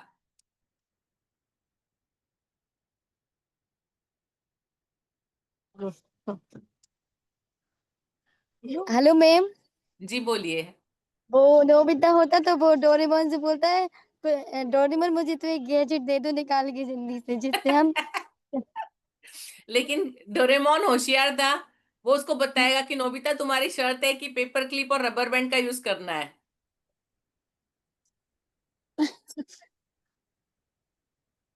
मैं बताऊं, रबर बैंड को, रबर बैंड छोटा नहीं है मेरे हिसाब से, मेरी इमेजिनेशन में रबर बैंड इतना बड़ा है कि उसको दो पेड़ों के बीच में लगाया जाएगा। वो पेपर क्लिप है, उस पेपर क्लिप को पकड़ के लटक जाएंगे और रबर बैंड से खींचेंगे, समुद्र के पास जाके उसको दूर तक खींचा जाएगा आसमान में, और फिर उसको छोड़ देंगे, तो पेपर क्लिप के साथ पेपर क्लिप को पकड़ के समुद्र के नीचे पहुंच सकते हैं हम। क्रिएटिविटी, मैंने कहा था, जो सकते हैं सोचिए। आपकी पेपर क्लिप और रबर बैंड बड़ा हुआ ही नहीं, एम आई राइट? हमारी क्रिएटिविटी को जंग लगा है, बच्चों की नहीं लगाना है ना? अच्छा, मून पे मार्केट, क्या क्या बिकेगा?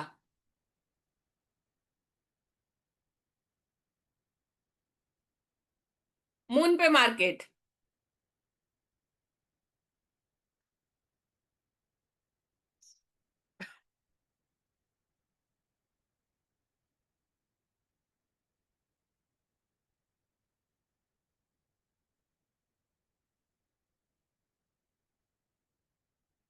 सोचिए, कुछ अतरंगी चीजें सोचिए।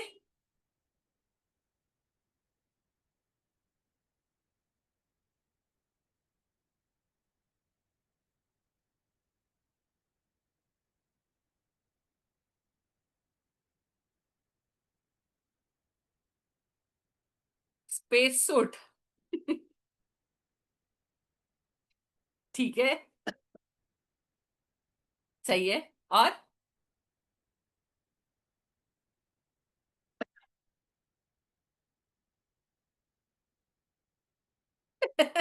चांदनी। ओके, वाटर एंड ऑक्सीजन की जरूरत पड़ेगी, बिल्कुल वो बिकेंगे।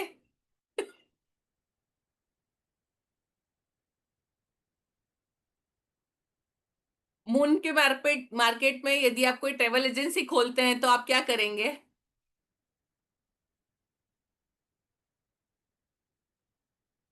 फ्लाइट टू मार्स कर सकते हैं ना?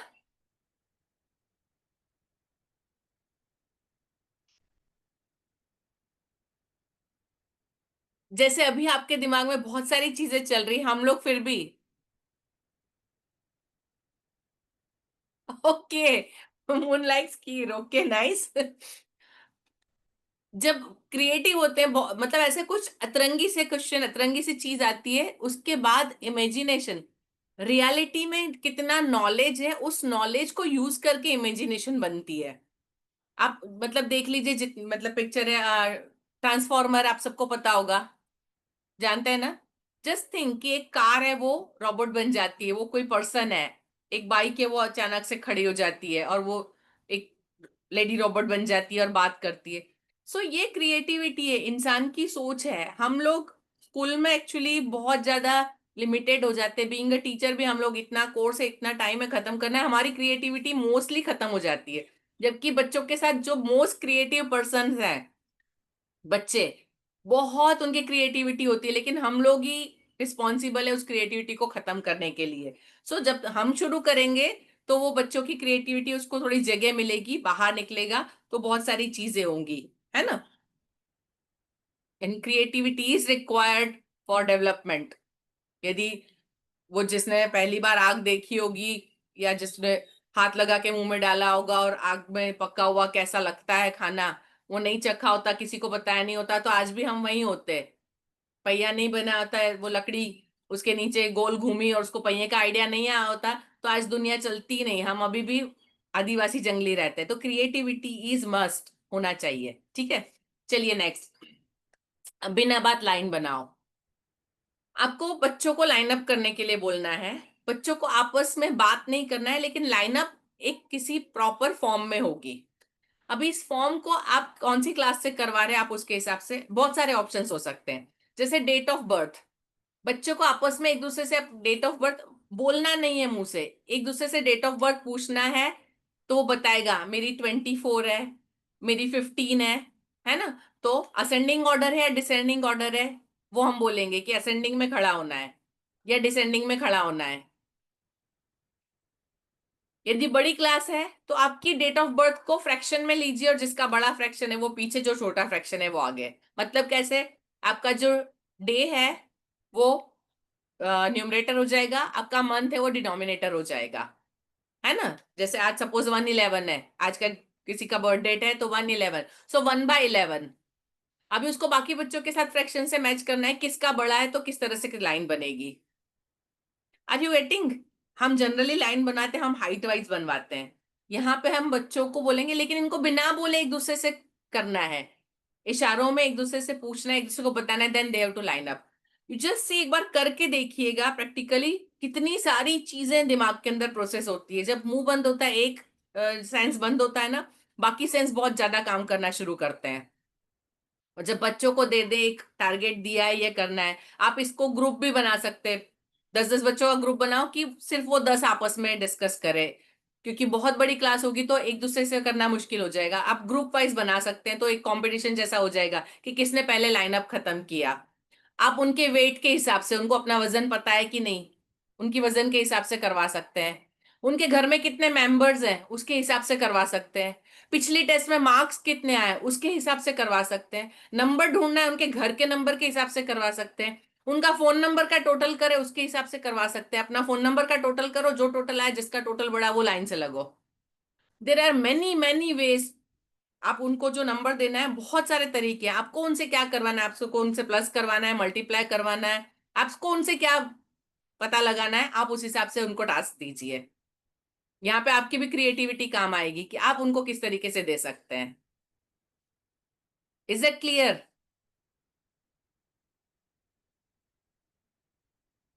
क्रिएटिव है कि नहीं है?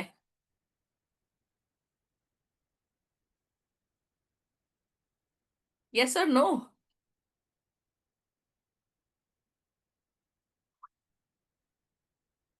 Okay, Neeraj ji please next पे चलेंगे। Okay, thank you Anjali ji. Next है मानसिक या सोचने वाले खेल। इसके अंदर सबसे पहला है नायक कौन, गेस द लीडर। खेला है आप लोगों ने? किसी को पता है ये गेम?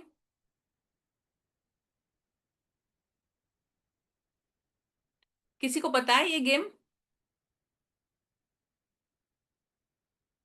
नहीं पता है। इसमें क्या होता है, किसी एक बच्चे को क्लास से बाहर भेजेंगे, बाकी जो सारे बच्चे बैठे हैं आपस में वो सर्कल में बैठेंगे और उसमें से किसी एक को नायक बनाएंगे। ठीक है?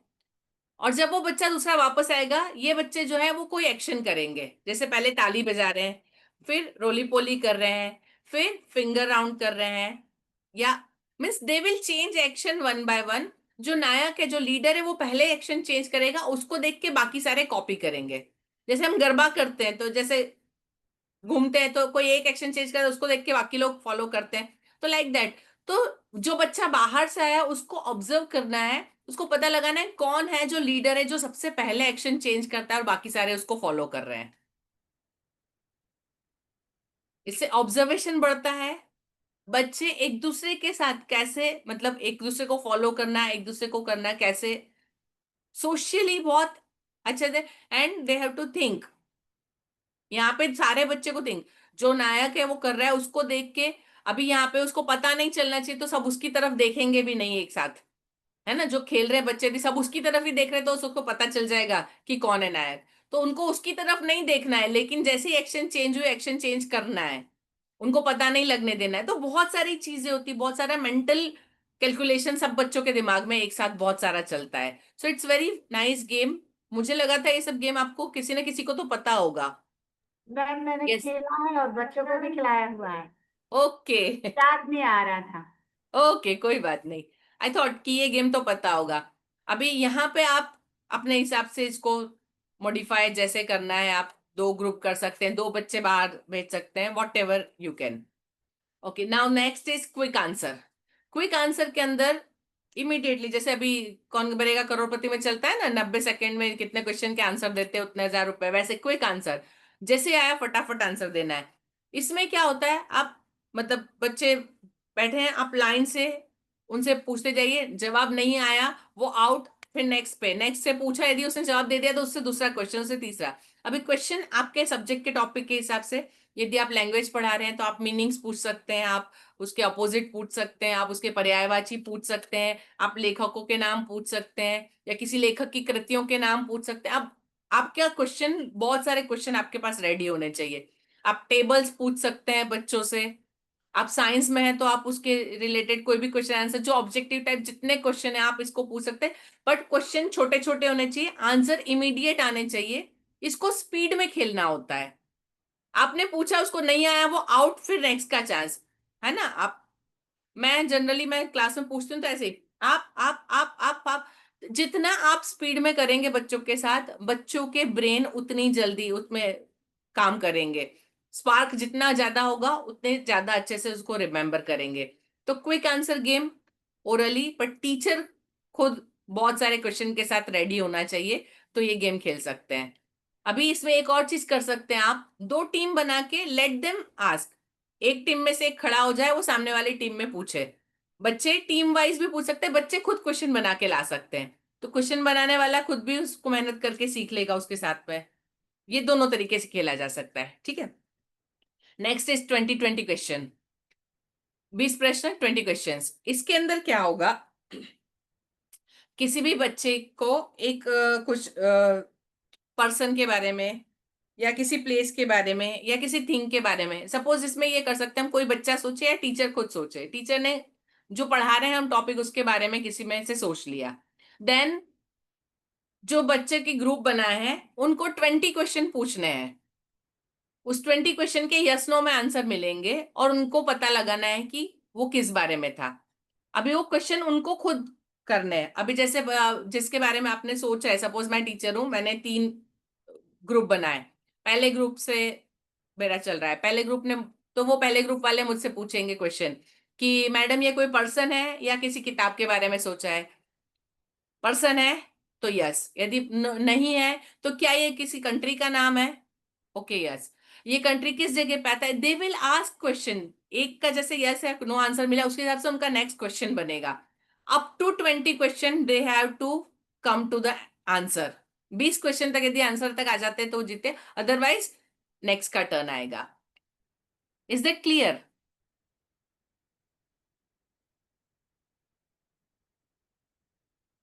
समझ आया सबको गेम? Yes ma'am.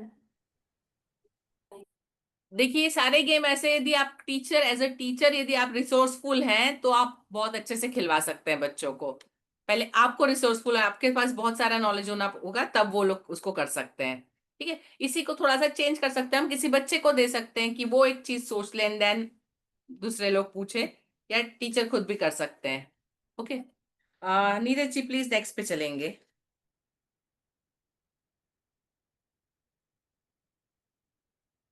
भाषा आधारित खेल, मैजिक बैग, जादुई थैला। एक बॉक्स या एक थैला लेना है, उसमें बहुत सारी जादू की चीजें अंदर डालना है। क्लास में जाके बच्चा अंदर हाथ डालेगा बिना देखे, जो हाथ में है उसको पकड़ के बाहर निकालेगा। जो बाहर निकला, ये लैंग्वेज बेस्ड है, उसके बारे में बच्चे को डिस्क्राइब करना है। यहाँ बच्चा सेंटेंस फॉर्मेशन सीखता है, एक्सप्रेशन सीखता है, उसके बारे में अपना नॉलेज बताता है ना। उसके अंदर से सपोज मोबाइल निकला, आपने मोबाइल खेल रहे हैं, mobile, now child has to speak about mobile. उसके फायदे क्या है, उसके नुकसान क्या है, वो कैसा होता है, उसके बारे में कितनी कंपनियां हैं, जो चीज उसको आती समझ में, है ना। उसको एडजेक्टिव आप उसके, फिर आप एज अ टीचर यदि मैं हूं तो मैं उसको बोलूंगी तुम्हारे सारे प्रेजेंट टेंस में बनने चाहिए सेंटेंस, या सारे पास्ट टेंस में बनने चाहिए, या आपको हर सेंटेंस में एडजेक्टिव यूज करना है, हर सेंटेंस में वर्ब यूज करना है। हम रूल्स अपने क्लास में बना सकते हैं कि उसका डिस्क्राइब बच्चा कैसे करेगा। साइंस टीचर है, वो यदि कुछ चीजें ले जा सकते हैं तो ले जाए, नहीं तो चिट्ठियां लिख ले, उनके ऊपर नाम लिख ले, यदि वो पॉसिबल नहीं है, या उसके पिक्चर्स रख ले। कुछ भी कर सकते हैं आप, you can do many things. मैंने अंदर कोई किताब रख दी, मुंशी प्रेमचंद की एक कहानी रख दी, उसको निकाल के देन उस किताब के बारे में यदि उस बच्चे ने पढ़ी है, बड़ी क्लास है, यदि आपकी 8-9 की क्लास है तो मे बी उन्होंने पढ़ी हो, तो उसके बारे में बता सकते हैं। यदि सिर्फ मुंशी प्रेमचंद की फोटो निकली तो उन्होंने क्या लिखा है, कौन कौन सी कहानियां लिखी, वो कैसा लिखते हैं, उनके बारे में बताइए। कबीर का फोटो निकला या कबीर का एक दोहा निकला, उस दोहे को एक्सप्लेन करिए। बहुत सारी चीजें हो सकती है इस थैले में, आप जादू के थैले में कुछ भी चीज निकाल के जादू कर सकते हैं। Is it possible? यस और नो?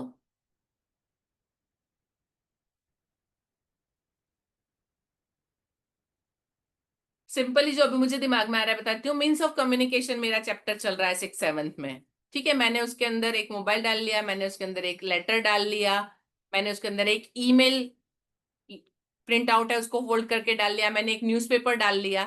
मैं बहुत सारी चीजें, हर एक बच्चे से मेरा पूरा चैप्टर का रिवीजन क्लास में हो सकता है, एक एक बच्चा उसके बारे में डिस्क्राइब कर देगा। एम आई राइट? ओके, नेक्स्ट है शब्द पहिया पहेली, वर्ड व्हील पजल। आपको एक व्हील दिख रहा है, आपको क्या करना है, उसके ऊपर से स्पेलिंग बनाना है। इसमें शर्त एक है, जो बीच में ए लेटर लिखा है वो हर एक स्पेलिंग में होना चाहिए, और आसपास जितने लेटर है आप उसको एक एक बार, जितने लेटर है उतनी बार उसको यूज कर सकते हैं, उसको रिपीटेशन नहीं हो सकता। यदि 2 बार लिखा है पी तो आप 2 बार यूज कर सकते हैं, यदि नहीं है तो नहीं कर सकते हैं आप। Make spellings, how many spellings can you make?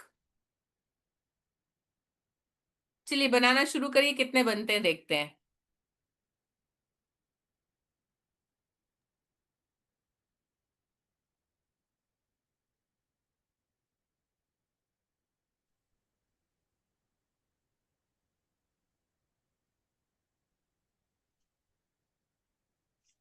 Okay, paper,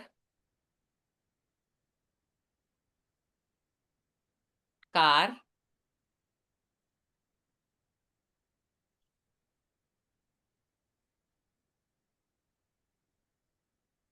bark, pee, race,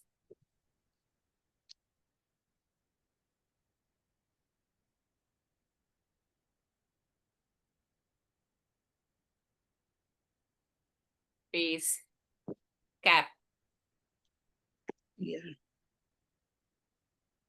peer,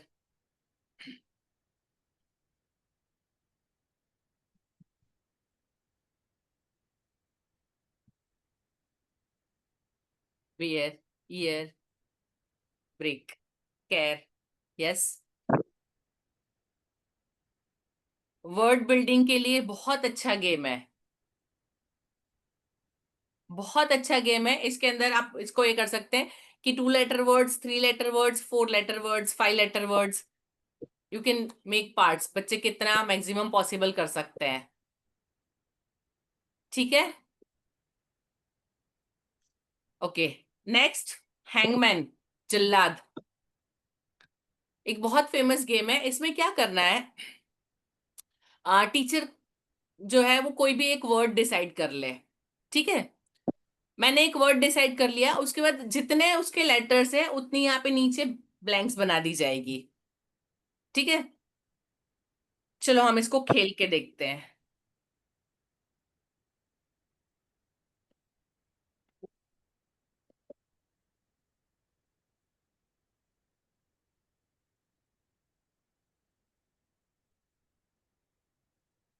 1 2 3 4 5 6।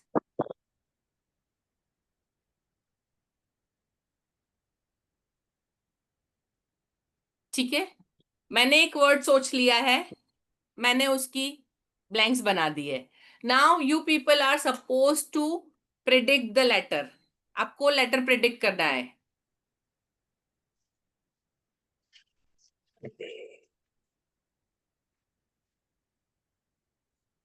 Ma'am क्या करना है?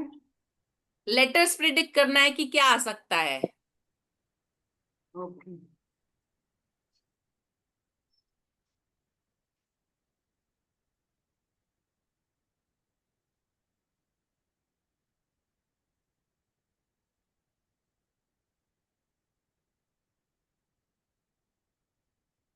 करिए ना प्रिडिक्ट। आ पूरा वर्ड आपको नहीं, मैंने क्या सोचा आपको नहीं, एक एक लेटर प्रिडिक्ट करना होता है कि ये लेटर है या नहीं है। यू विल आस्क, डी है, एफ है, एन है, ए। अभी इसमें क्या होगा, यदि मैंने जो लिया है वर्ड उसमें ए है तो मैं उसकी स्पेस पे ए लिखूंगी, और यदि नहीं है तो मैं जो हैंगमैन है ना उसके एक एक पार्ट बनाना शुरू करूंगी।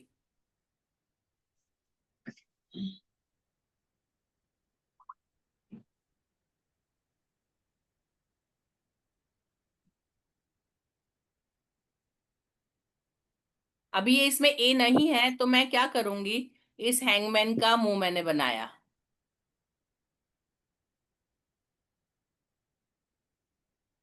चलिए नेक्स्ट।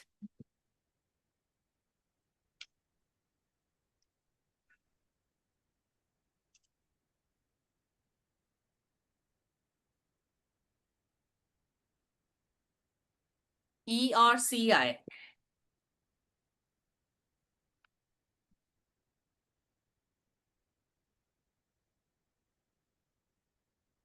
ई नहीं है, मैम एक्सक्यूज सी मैम, है।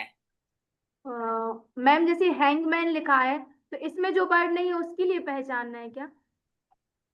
ये तो गेम का नाम लिखा हुआ है हैंगमैन।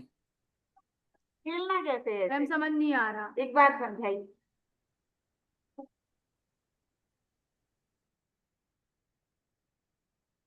एक मिनट।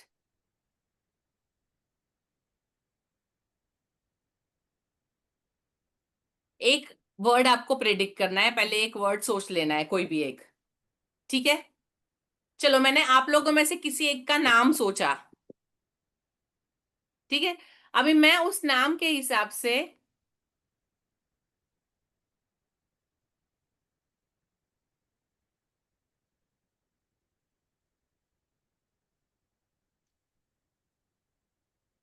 मैंने जितने उस नाम में जितने लेटर आ रहे हैं उतनी ब्लैंक्स बनाई। अभी आपको सोचना है, कुछ भी लेटर बोलना है कि कोई लेटर है वो आ रहा है। बोलिए, कोई लेटर बोलिए। एस, या एस आ रहा है तो मैंने एस आर, लिख दिया। पी, ए, ए आ रहा है तो मैंने ए लिखा। जी, आई नहीं आ रहा है तो मैं आई की जगह पे हैंगमैन का एक बना दूंगी। एन, एन नहीं आ रहा है तो एक और पार्ट बना। आर आ रहा है तो मैंने आर लिखा।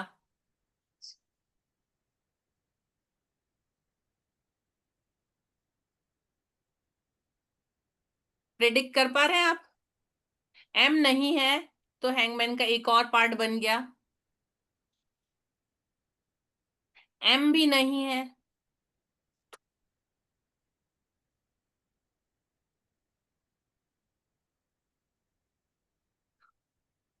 ठीक है। हैंगमैन कंप्लीट होने से पहले यदि वर्ड कंप्लीट हो गया तो आप जीते, अदरवाइज यदि हैंगमैन कंप्लीट हो जाता, 3 लाइनें और हो जाती, उसका बॉडी और उसके दोनों लेग, तो मतलब खत्म, आप fail. Is it clear? Okay ma'am.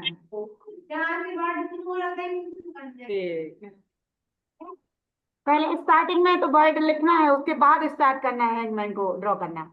हाँ, वो जो हैंगमैन है मतलब वो आपके लिए, उसका पहले गोला बनेगा, फिर हाथ बनेंगे, फिर बॉडी, फिर पैर, मतलब वो उसको 2 4 नहीं 5 6 7 नहीं 7 मैम, मौके मिलते हैं कंप्लीट जो करने। नेम गलत नेम बोला लिखेंगे तो हैंगमैन बनेगा, सही बोला तो वो लेटर लिखा जाएगा।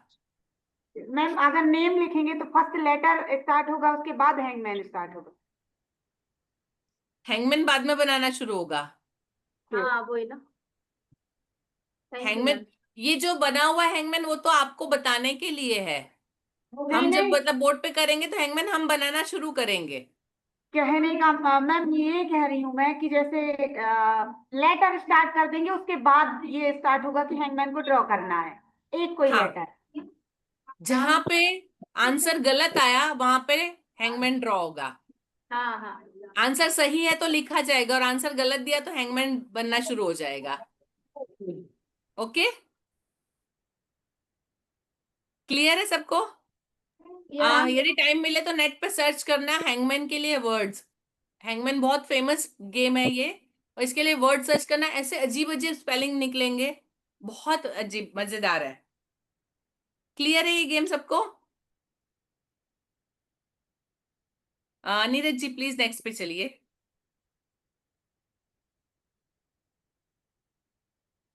हु एम आई, मैं कौन हूं?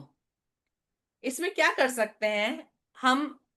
किसी बच्चे को एक चित्र दिखा दिया या एक शब्द लिख के बता दिया, उसके बाद बच्चे को उसका नाम नहीं लेना है, लेकिन उसको डिस्क्राइब करना है बाकी बच्चों के सामने, है ना। अच्छा, सबसे पहला चित्र है, मैंने आपको यदि किसी को दिखाया और आपसे कहा कि आप इसको डिस्क्राइब करो, कौन करेगा? पहचानते हैं आप कौन है ये?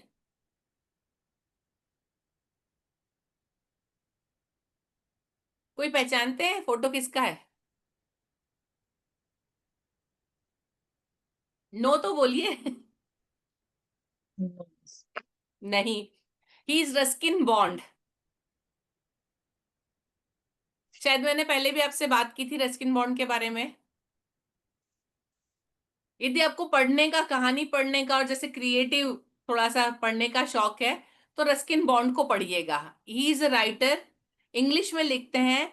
इनकी स्पेशलिटी है शॉर्ट स्टोरीज, छोटी छोटी स्टोरीज लिखते हैं। शायद 5th 6th में तो इनकी स्टोरीज अपनी कोर्स की बुक में भी है, एनसीईआरटी की बुक में भी है शायद, एंड लोकल मतलब स्टेट बोर्ड की बुक्स में भी इनकी स्टोरीज देखने को मिल जाती है। हमारे यहाँ तो स्टेट बोर्ड में भी इनकी स्टोरीज है।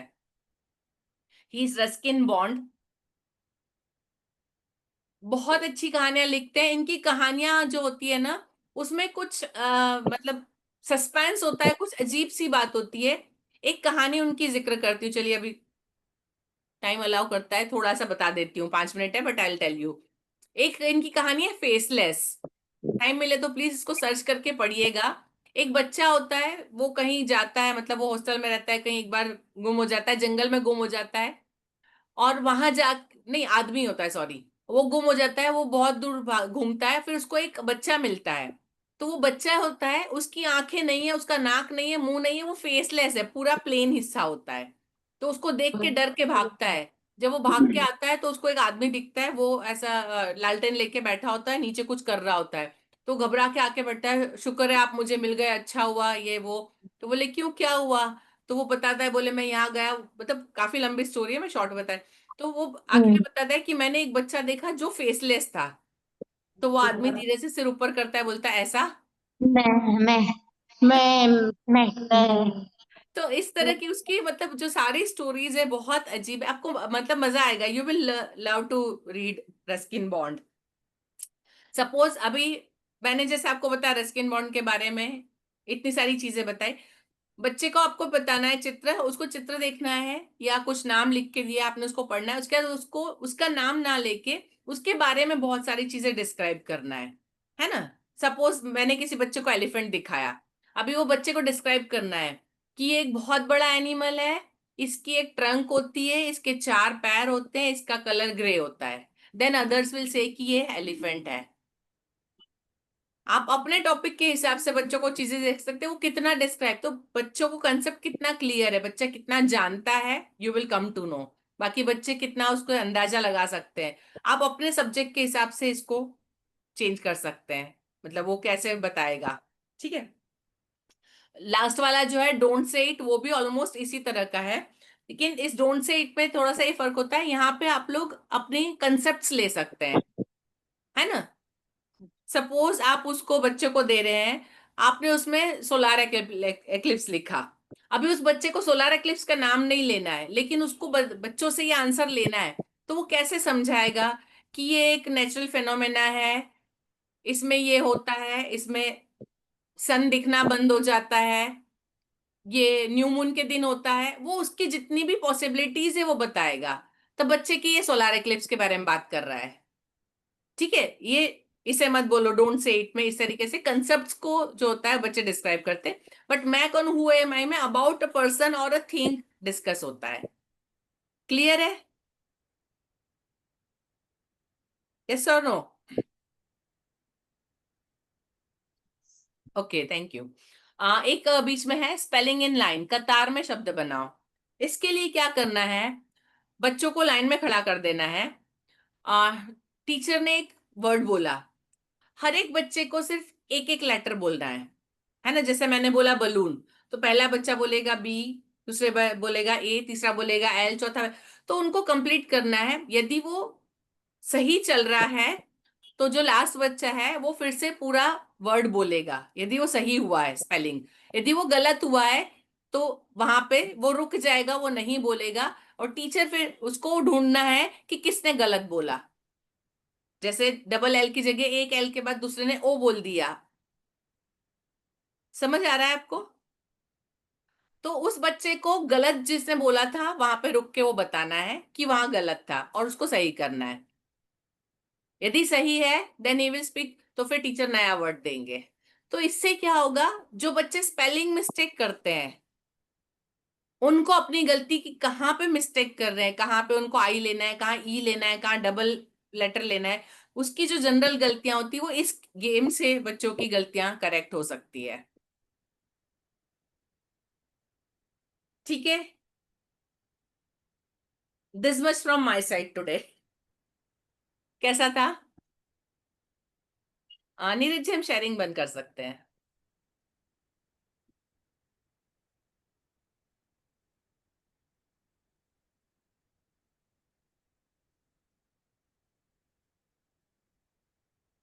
जी प्लीज, मैं आपको सुनना चाहूंगी, आपको कैसा लगा? यदि कोई वेरिएशन आपके दिमाग में आता है इसमें खेल में तो। अनुराधा चौरसिया, आकृति जी।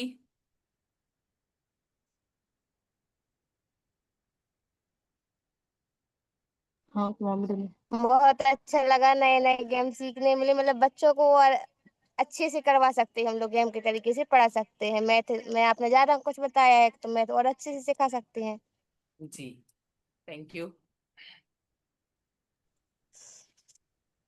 मैम ये आपने जो हैंगमैन वाला बताया था ना, वो थोड़ा मुझे समझ में नहीं आया, एक बार फिर से आप हमें बता दो। हैंगमैन में सपोज मैंने RED रेड स्पेलिंग मैंने सोचा है ना, तो मैंने वहां पे 3 यस लाइनें कर दी। अभी बच्चों से पूछा कि आप बोलिए, अभी कोई बच्चा बोलता है के आएगा तो मैं हैंगमैन का मुंह बना दूंगी, के नहीं आ रहा है। कोई बच्चा बोलता है ई जी आएगा, then I will write E in the centre. फिर कोई बच्चा किसी बच्चे के दिमाग में कुछ और आया, उसने एन बोला, एन नहीं आ रहा है तो मैं उसका एक हाथ बना दूंगी। यदि बच्चा बोलता है R, then I will write R. गलत आंसर आता तो है तो उसमें हैंगमैन स्पेलिंग बनेगा। नहीं, जी जैसे मान लो इस स्पेलिंग हमें पहले से डिसाइड करनी है कि बच्चे को खुद से वो करनी है? नहीं नहीं, हमको डिसाइड करनी है, हम स्पेलिंग डिसाइड करके उतनी ही ब्लैंक्स लिखेंगे। मैंने जो वर्ड सोच अच्छा लिया है उतनी ब्लैंक्स मैं लिख दूं, उसके बाद उनको आप लोग शायद आई डोंट नो, हम लोग खेलते थे पिक्चर के नाम की पहले हम ऐसे खाली खाली स्थान करके लिखते थे। हर एक लेटर के लिए एक एक लाइन बनती, हम लोग पहले पिक्चर के नाम ऐसे खेलते थे। आई डोंट नो आप लोगों ने खेले हैं कि नहीं। नहीं, पिक्चर नहीं के खेल। नेम से तो जैसे मैम समझ में आ जाएगा, जैसे मान लो अपने आप से कोई मीनिंग अपन सोच के लिख रहे हैं तो उसमें थोड़ा वो हो जाएगा ना। इसमें क्या होता है, एक या दो लेटर जब लिखे जाते हैं जनरली क्या होता है, इसमें कंसेप्ट एक समझिए इसको कैसे। वोवेल्स 5 है, उस 5 में से एक या दो वोवेल बोल दीजिए आप, तो वोवेल्स की जगह भर जाएगी।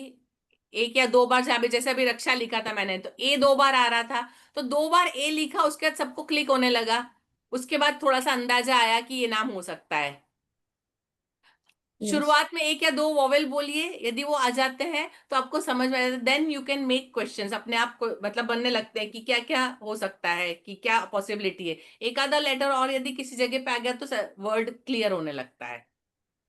Yes ma'am. ये बच्चों की वर्ड मेकिंग एबिलिटी को बहुत बढ़ाता है गेम। मैम आई थिंक इसको राइमिंग वर्ड से स्टार्ट कर सकते हैं तो बच्चों के अंदर ये तो आएगा कि किस टाइप के वर्ड हैं। देखिए, आप यदि उसको इजी कर देंगे तो आप जितना बेंचमार्क ऊपर रखेंगे बच्चे कर सकते हैं। हाँ वर्ड बताने की जरूरत नहीं, हाँ ये हो सकता है आप इसको बताइए। यदि आपको लगता है कि शुरुआत में, तो आप उनको बोलिए कि एनिमल का नाम है, ये कलर का नाम है, ये फ्रूट का नाम है। यदि आपको उनको थोड़ा सा लिमिटेड करना है कि कौन सा वर्ड हो सकता है, तो लेट इट बी, ये हो सकता है।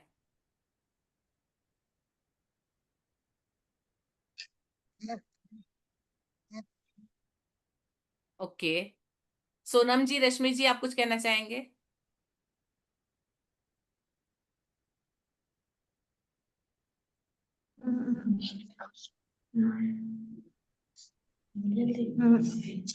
जी जी मैम बहुत अच्छा गेम्स के बारे में बताया आपने, सारी ओके, गेम्स।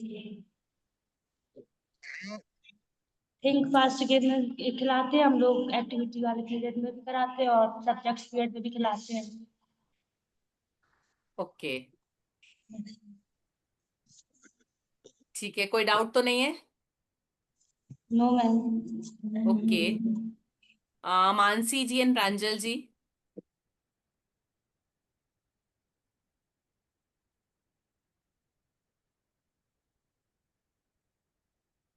पूछ लो। हैंगमैन वाली एक्टिविटी में अपन ज्यादा छोटी या बड़ी स्पेलिंग ले सकते हैं? हाँ, डिपेंड्स ऑन द क्लास, आप ले सकते हैं। ठीक है। देवांशी जी। अच्छा मैम, जी। आज जो आपने बताया ना प्लेस वैल्यू के बारे में, हाँ ये जी, मैथ में हमें ज्यादा कुछ नहीं आता, लेकिन आज इसके बारे में हमने सीख लिया है। क्या बात प्लेस है। वैल्यू बिल्कुल भी नहीं आता था इसके बारे में। और जो थिंक फास्ट वाला जो आपने गेम बताया, ये बहुत अच्छा लगा। करवाते ओके तो है बच्चों को, लेकिन जो आपने बताया ना, वो वाला आइडिया ज्यादा अच्छा लगा। ये ओके मानसिक या सोचने वाला गेम, ये भी बहुत जी, अच्छा रहा, और क्लास में भी अप्लाई करेंगे बच्चों के साथ। थैंक यू जी। रक्षा जी, प्रज्ञा जी। हाँ मैम, आज की क्लास बहुत अच्छी है। मतलब इस टाइप से ली गई है कि जो भी बच्चे हैं, जैसे मैंने आप बता रहे थे और फील किया कि किन बच्चों के साथ क्या क्या गेम करना है, तो क्या हर बात एक है। गेम उनके लिए मतलब ऐसा है कि परफेक्ट ही आ रहा था। ओके, वेरी गुड बच्चे लिए क्या रखें, तो मैंने जो जितने टाइप्स आपने बताए हैं, मैं सारे अप्लाई करूंगी उन बच्चों के साथ। बस यही होना चाहिए, यदि इमीडिएट, क्योंकि जब आप सीखते हैं, कुछ देखते हैं, उस वक्त क्लिक हो गया ना, तो उस चीज को आप बहुत अच्छे से कर पाएंगे। Very good. हाँ, और बहुत सारी चीजें ऐसी थी कि जिनमें प्रॉब्लम बच्चों को जा रही थी, तो वो चीज आपने बताई। थैंक तो यू जबकि प्लेस वैल्यू, फेस वैल्यू, ये भी बच्चे वो करते हैं, फ्रैक्शन जी में भी उनको डिफिकल्टी आती है, तो बहुत अच्छे से समझ आएगा। जी जी, हाँ, और गेम का भी बोलते ही रहते हैं कि गेम खिलाई, बिल्कुल इसके लिए भी बहुत सारा कंटेंट मिल गया आज हम लोगों को। Thank you. नंदिनी जी। मैं प्लीज एक एक को नाम ले रही, आप में से जो भी यदि कुछ पूछना चाहते हैं, कहना चाहते हैं, तो प्लीज अनम्यूट कर लीजिए, क्योंकि आपका भी जाने का टाइम हो रहा होगा।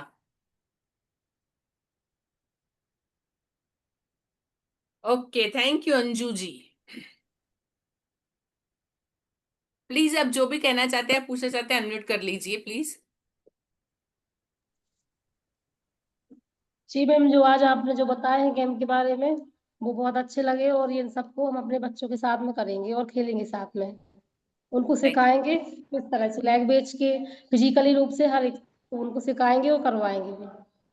अच्छा थैंक यू। रहा।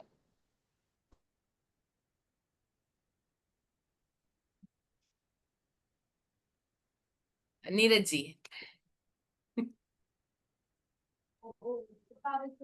जी धन्यवाद मैम, और हमारे सभी शिक्षक प्रशिक्षणार्थियों के लिए, जो कि आज जो सेशन था खेल आधारित अधिगम, वो काफ़ी अच्छा प्रशिक्षण और बहुत ही महत्वपूर्ण रहा।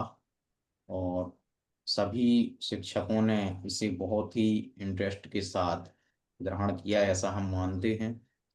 और हमें लगता है कि जो आज आपने सीखा है, इसका आप प्रयोग जब शैक्षणिक कार्य के दौरान करेंगे, उसके बहुत अच्छे रिजल्ट आपको मिलेंगे। और विशेष तौर से जो थर्ड फोर्थ फिफ्थ वाली क्लासें हैं, इन इसमें हमें किस प्रकार से बच्चों को एंगेज करना है, अटैच करना है। अगर जब कभी बच्चे का पढ़ाई में मन नहीं लगता है, या क्लासें आउट ऑफ कंट्रोल हो जाती हैं, तो उस समय पे हम जो आज टेक्निक सीखी हैं, उनका प्रयोग हम करके बच्चों को बहुत ही अच्छे तरीके से शैक्षणिक कार्य में एंगेज कर सकते हैं। ऐसा हमारा मानना है। चूंकि समय हो चला है, तो हम पुनः ईश्वर की वंदना करते हुए आज के सत्र को यहीं पे विराम देंगे। पुनः आप सभी अपने दोनों हाथों को जोड़ दें और वंदना की मुद्रा को धारण करेंगे। वह पंच परमेष्टि भगवान की जय। मैत्री भाव जगत में मेरा सब जीवों से नित्य रहे, दीन दुखी जीवों पर मेरी उर्ष करुणा स्रोत मार्ग रतों पर क्षोभ नहीं मुझको पावे, क्षम भाग्य रखूं मैं उन पर ऐसी करुणा जावे। इसी मंगल भावना के साथ आज के सत्र को यहीं पे विराम देते हैं। पुनः आपके मंगल दिवस की कामना के साथ बहुत बहुत धन्यवाद। जय जिनेंद्र, नमस्कार। जय जिनेंद्र सभी को। जय जिनेंद्र। जय जिनेंद्र मैम। जय जिनेंद्र।